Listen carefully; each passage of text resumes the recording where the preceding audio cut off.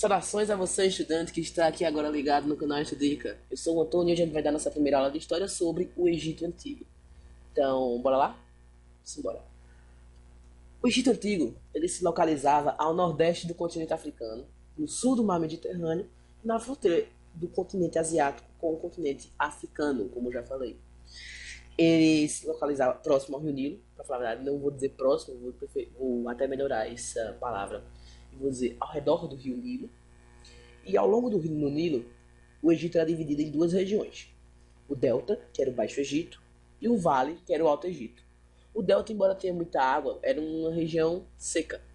Tipo, podia ser onde desembarca no mar, mas aquela água ali não vai ser própria para cultivo. Já o Vale é onde a gente vai ter alto nível, assim, político. Lá é onde vai ser a capital do Império Egípcio, bem dizer. É naquela região. Eles sobreviviam da agricultura. E um tópico bom para a gente destacar é a comparação entre a agricultura egípcia e mesopotâmica. Por que é bom comparar isso? Ambas se baseiam em rios, nesse caso o rio Nilo e os rios Tigre e Eufrates. Ambas também se baseavam nas cheias dos rios, ou seja, dependiam das cheias. E as duas também dependiam de um sistema de, como é que eu posso dizer, de irrigação. Só que tinha uma diferença entre as duas, que as cheias do Egito, elas eram, assim, como se fosse um período meio que controlado. Já as mesopotâmicas, não, elas eram aleatórias. A agricultura ela foi desenvolvida às margens do rio Nilo justamente para facilitar a fertilidade da terra, e lá eles tinham como principais cultivos o trigo, a cevada, legumes, frutas, cebolas, algodão, papiro e linho. A sociedade egípcia ela vai ser dividida da seguinte maneira. No topo da pirâmide vai vir o faraó com sua família. Depois vem os aristocratas, os sacerdotes, os funcionários de Estado e, por último, os plebeus. Só que eu não coloquei aqui os plebeus, porque os plebeus eles meio que eram considerados na época não egípcios, eram como se fossem escravos, por exemplo. O faraó ele acumulava não só o poder político, mas também o poder religioso, pois acreditava-se que o faraó era a reencarnação de um deus. Que deus seria esse?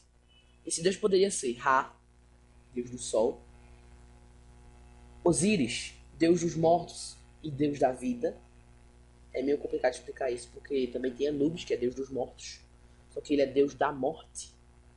E também ele pode ser a representação de Horus, que seria deus da luz, que traz iluminação para o Egito. Outra coisa que é importante destacar dessa sociedade egípcia é em relação aos escribas.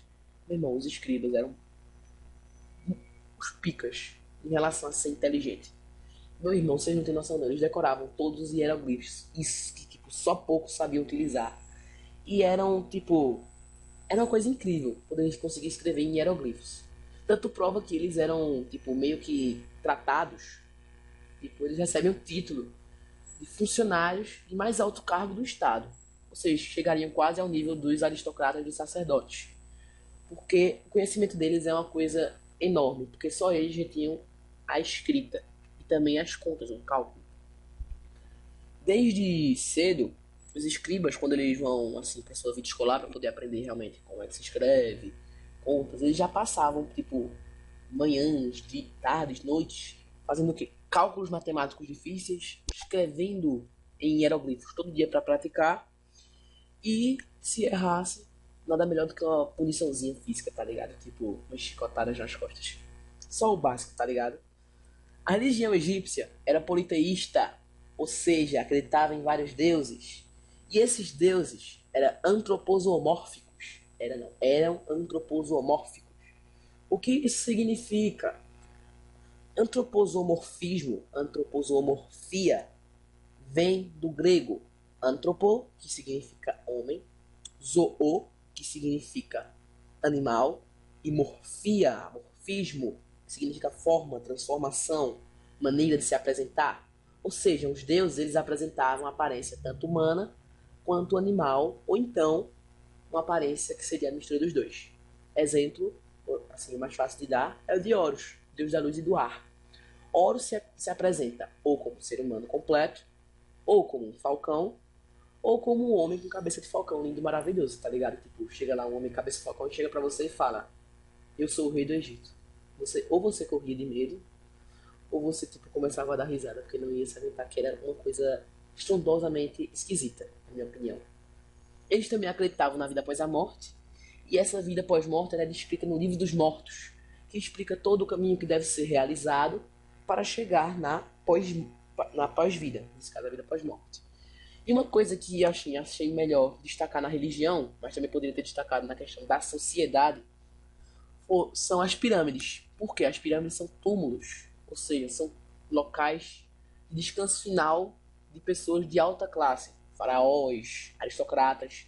Ou seja, só era tipo colocado nas pirâmides são os caras de ricão, pô, tipo, que tinha muito dinheiro, que podiam realmente assim pagar para isso.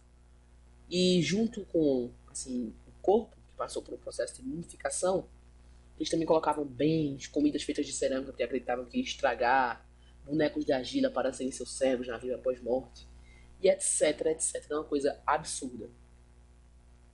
E agora vem a partezinha assim que eu assim daria uma destacada a mais, que são as fases políticas do Egito. As fases políticas do Egito, nesse caso a política egípcia, é dividida em três períodos: o período antigo, o médio e o período do novo império. O período antigo, ele seria justamente a época da construção das pirâmides, da esfinge, ou seja, uma época da construção das grandes maravilhas arquitetônicas egípcias. Foi uma época de grande desenvolvimento, a gente contou com unificação do delta com o vale, por exemplo. Resumindo, foi uma coisa absurda. Daí vem o Médio Império, com capital em Tebas. E o que é que teve de importante nesse império? A grande expansão egípcia, eles tipo expandiam principalmente sobre a Núbia, e também enormes surtos migratórios para dentro do Egito, porque ele possuía terra e água, ou seja, terra fértil para plantação e sobrevivência. Só que daí depois vem o novo império, que tem como ponto forte a escravidão dos hebreus. Eles também tiveram assim expansão nesse momento, mas não é uma coisa tão grande quanto foi no Império, assim, no Médio Império. Desse período do Novo Império, é bom a gente destacar três faraós. Três não, dois para falar a verdade. Tem o Amenófis IV, que seria um faraó que tentou estabelecer o monoteísmo na religião egípcia, com a adoração ao deus Atum, que seria o deus Sol. Mas, tipo, essa alteração que ele tentava fazer buscava reduzir a força dos sacerdotes e alterar a tradição religiosa egípcia, que para o faraó era uma coisa muito, mas muito, sei lá, ridícula, ultrapassada. E com isso, para poder assim fortificar de que ele era realmente era adepto disso, ele muda seu nome para Ankhnaton. Ankenaton. Nossa, que nome chato. Como egípcio é uma desgraça de se falar. Ankenaton, que significa aquele que satisfaz Aton, para que ele tenha um vínculo com o culto monoteísta. Akhenaton era casado com Nefertiti, que nunca jamais deu um filho homem para poder servir de herdeiro. Então, o faraó começava a desposar de suas filhas, mas ele simplesmente não teve nenhum herdeiro. Lembrando que Nefertiti é a mesma daquela lenda lá, que era a beleza do Egito, a mais bela princesa que já existiu, e etc. Na falta de herdeiros, Akhenaton passou o comando para o genro dele, Tutankhamon, que tinha aproximadamente 10 anos. A idade do garoto e ele já virou faraó, 10 anos. E ele realmente, assim, é uma coisa muito importante, porque até hoje, a tumba dele tá enterrada é um mistério absurdo.